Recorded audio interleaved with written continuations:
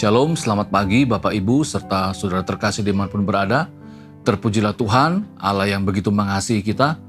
Dan ini kesempatan yang baik di hari yang baru di mana kita kembali akan melayani Tuhan. Namun sebelumnya, kembali kita akan memikirkan firman Tuhan sebagai dasar kekuatan iman kita di sepanjang hari ini.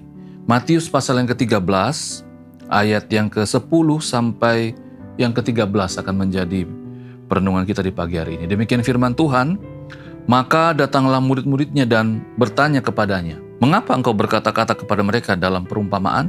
Jawab Yesus, "Kepadamu diberi karunia untuk mengetahui rahasia kerajaan surga, tetapi kepada mereka tidak. Karena siapa yang mempunyai, kepadanya akan diberi, sehingga ia berkelimpahan.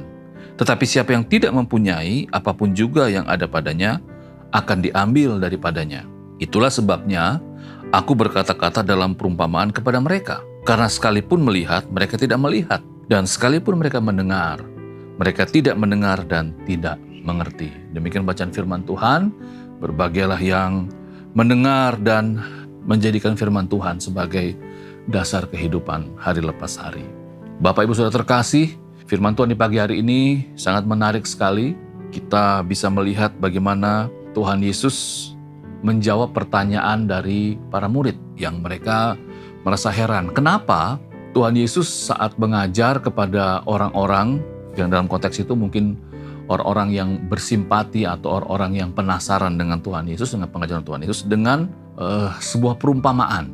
Ya, dalam konteks pembacaan firman Tuhan kita bicara tentang seorang penabur. Ya, kenapa Tuhan Yesus menjelaskan rahasia kerajaan Allah, rahasia kerajaan sorga dengan sebuah perumpamaan? Kenapa tidak sama seperti para murid yang langsung saja begitu? Dan menarik di sini Tuhan Yesus berkata bahwa memang kamu diberikan karunia ya untuk mengerti, tetapi mereka tidak. Sehingga itulah sebabnya kenapa Tuhan Yesus mengajarkan mereka dengan perumpamaan agar mereka dapat mengerti sesuai dengan konteks mereka, sesuai dengan kehidupan mereka yang mereka jalani hari lepas hari. Dalam kehidupan kita, Bapak Ibu Saudara terkasih, tentunya begitu banyak hal yang Tuhan sudah berikan kepada kita. Banyak karya-karya Tuhan yang Tuhan sudah kerjakan dalam kehidupan kita. Pertanyaan saya, apakah kehidupan iman kita masih harus digambarkan dengan berbagai macam perumpamaan?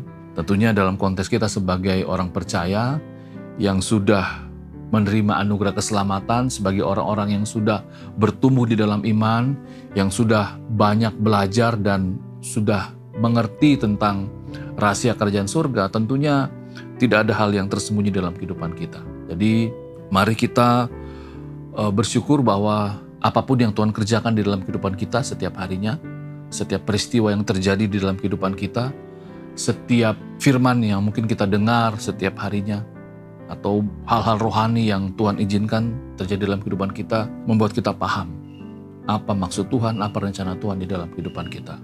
Demikian juga hari ini. Mungkin Tuhan akan mengerjakan sesuatu hal dalam kehidupan kita.